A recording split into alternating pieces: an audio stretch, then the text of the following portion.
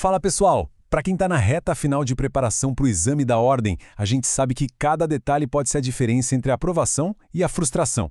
Então, bora direto ao ponto. Hoje a gente vai destrinchar a lei penal no tempo, focando nos artigos 2º, 3º e 4º do Código Penal. A ideia aqui é transformar esses conceitos abstratos em imagens que vão grudar na mente e salvar preciosos pontos na prova. A nossa estrutura de hoje está dividida em 5 blocos. 1. O tempo do crime. 2. A regra geral do CP. 3. A lei penal benéfica. 4. As famosas leis temporárias e excepcionais. E 5. Aquela crítica constitucional para elevar o nível do nosso debate. Beleza, começando pela seção 1, o tempo do crime. Afinal, não dá para saber qual lei aplicar sem antes cravar o momento exato em que o delito aconteceu. É aqui que entra o artigo 4º com a teoria da atividade. O que isso significa na prática? Significa que o que vale é aquele exato milissegundo em que ocorre a ação ou a omissão. O relógio jurídico trava bem ali. Não importa absolutamente nada quando o resultado final vai acontecer, tá? O foco é estritamente na conduta. Pense nessa situação ilustrada na linha do tempo. Imagina que alguém efetua um disparo no dia 10, aí no dia 12 entra em vigor uma nova lei, bem mais dura. O resultado, o óbito, só vem acontecer lá no dia 15. E aí, qual lei a gente aplica? A do dia 10, a lei que estava valendo no momento da ação. Simples assim, mas a banca ama cobrar isso. Avançando para a seção 2, a regra geral do Código Penal. Já sabemos ver as horas no relógio jurídico, então qual é a base de tudo? A regra de ouro é a segurança jurídica. O Estado jamais, em hipótese alguma, pode puxar uma lei mais rigorosa de hoje e jogar para o passado para punir alguém. Se a lei nova for pior, ela só olha para frente, do momento da sua criação em diante. E dentro dessa lógica, a gente tem a abolitio criminis. É quando o Estado simplesmente decide, quer saber? Isso aqui não é mais crime. Quando isso acontece, a lousa é apagada na hora. A nova realidade retroage para beneficiar todo mundo, paralisando inclusive a execução da pena de quem já está com condenação definitiva, com trânsito em julgado.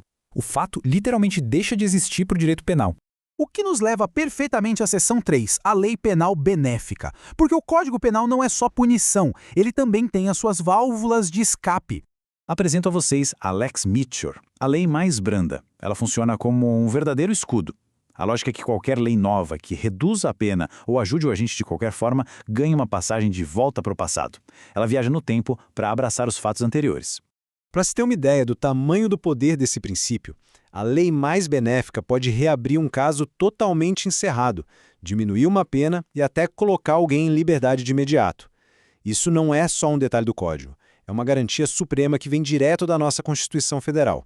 Agora, atenção total. Seção 4. Leis temporárias e excepcionais. A gente guarda o escudo e analisa a espada do Estado lá no artigo 3º, que é figurinha carimbada no exame da OAB. A primeira coisa é entender a diferença entre as duas. A lei temporária tem prazo de validade. Ela já nasce com um dia e mês certos para acabar no calendário. Já a lei excepcional, não. Ela sobrevive enquanto durar o caos, seja uma guerra, uma pandemia ou uma calamidade pública.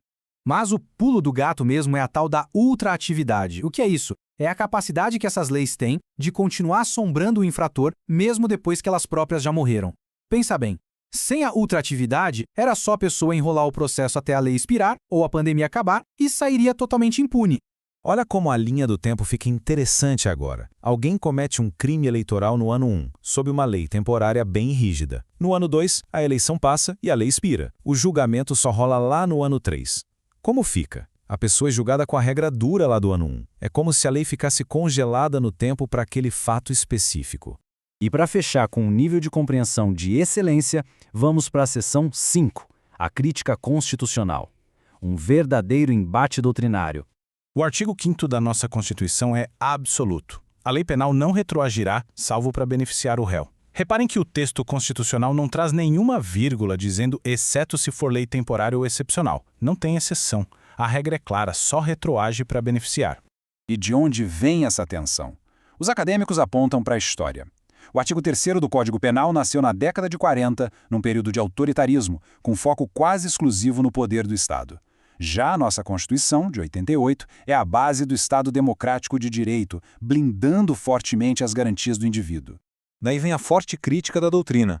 Os estudiosos argumentam que manter uma lei dura viva depois que ela já expirou só em nome da eficiência para punir, é passar por cima dos limites constitucionais e do princípio da intervenção mínima.